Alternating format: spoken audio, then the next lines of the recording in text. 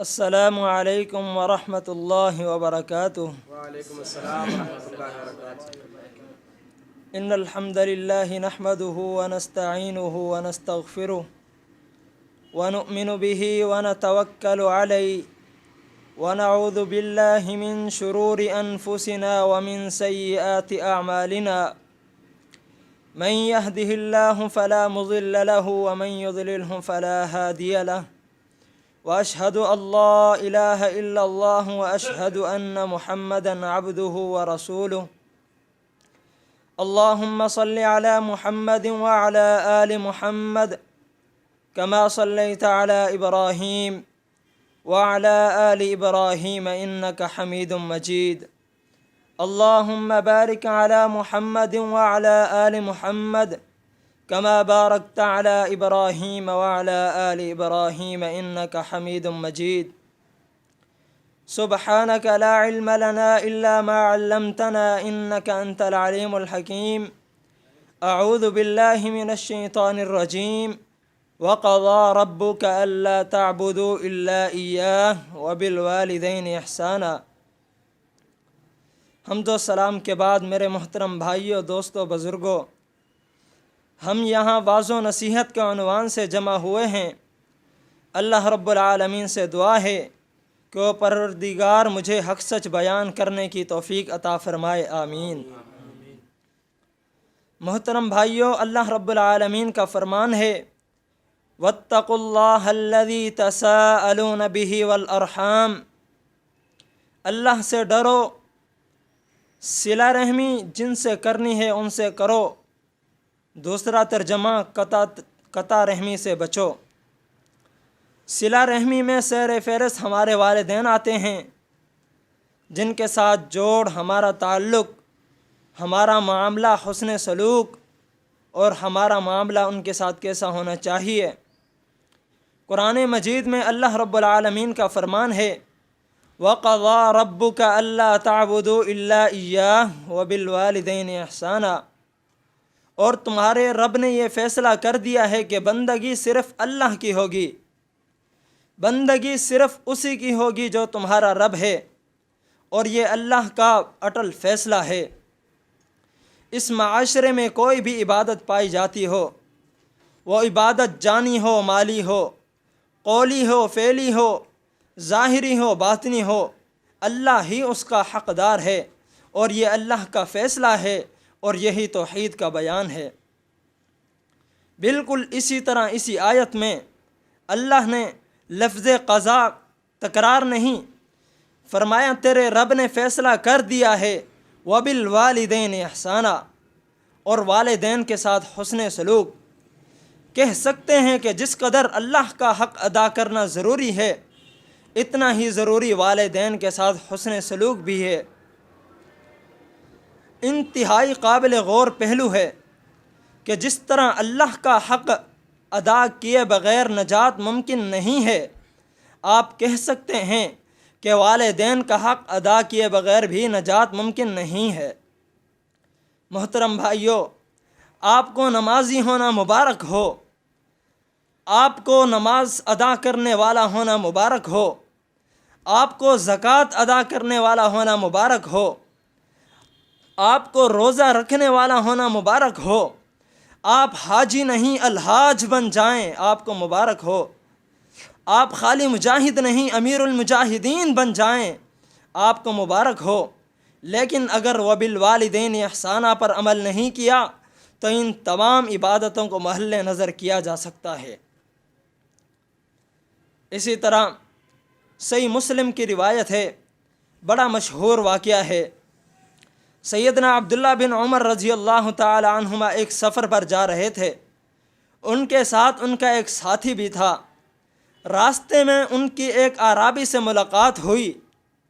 سیدنا عبداللہ بن عمر رضی اللہ تعالی عنہ اپنی سواری سے نیچے اترے اور اتر کر اس اعرابی کو سلام کیا اور اپنا عمامہ اتار کر اس کے سر پر رکھ دیا اور اس کو اپنی سواری پر سوار کر دیا۔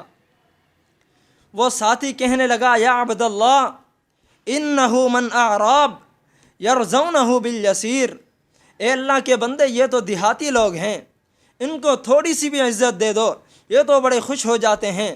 آپ نے تو حد کر دی، آپ سب سے پہلے سواری سے اترے، پھر آگے بڑھ کر اس کو سلام کیا، پھر اپنا عمامہ اتار کر اس کے سر پر رکھ دیا اور پھر اپنی سواری پر اس کو سوار کر لیا۔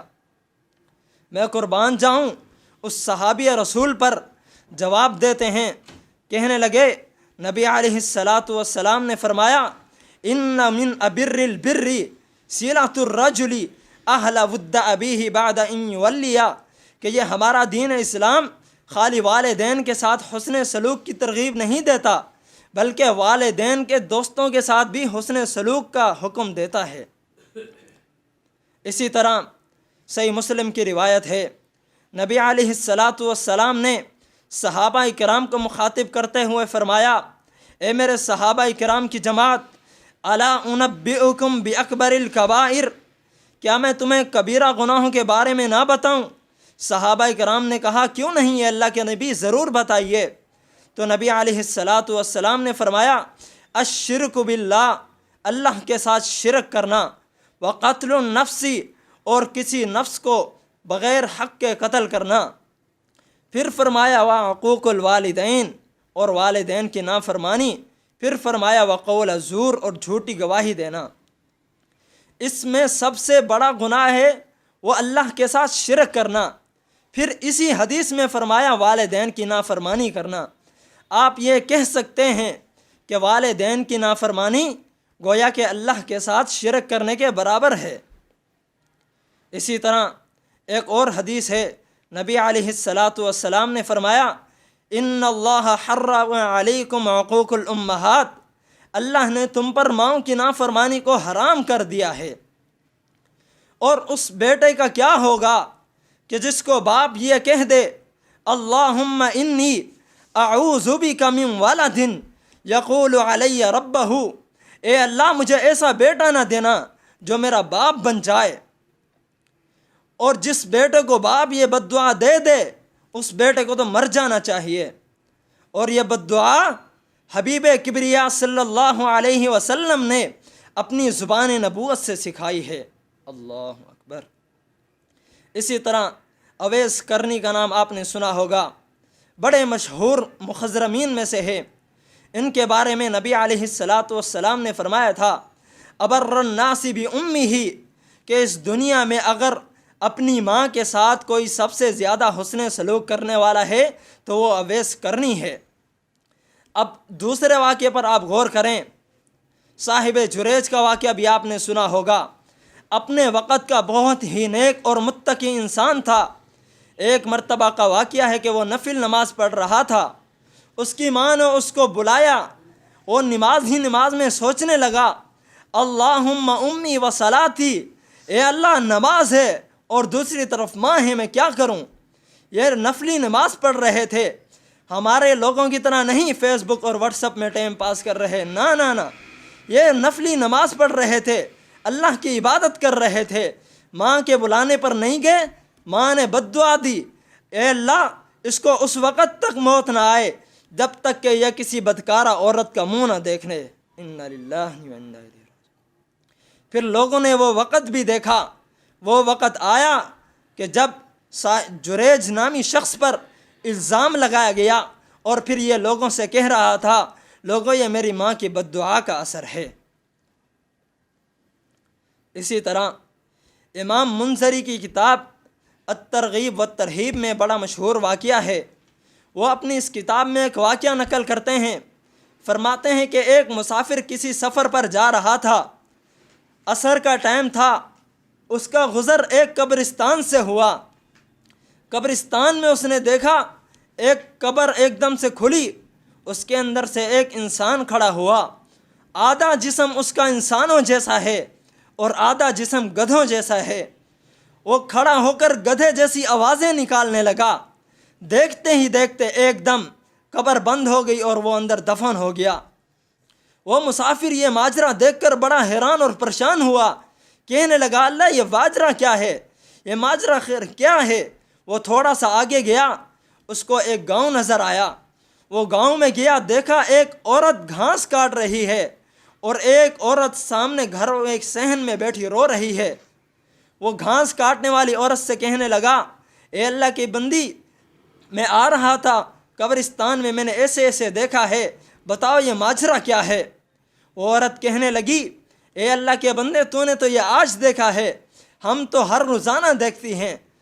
وہ بندہ کہنے لگا اے اللہ کی بندی، پھر مجھے بتا خیر یہ ماجرا کیا ہے؟ وہ گھاس کاٹنے والی عورت کہنے لگی وہ سامنے دیکھو جو بوڑھی عورت رو رہی ہے، یہ بدبخت اس کا بیٹا تھا، جب یہ جوانی کے عالم میں تھا، فل جوان تھا، یہ شرابیں پیا کرتا تھا، زنا کیا کرتا تھا اور گناہ کے کام کیا کرتا تھا۔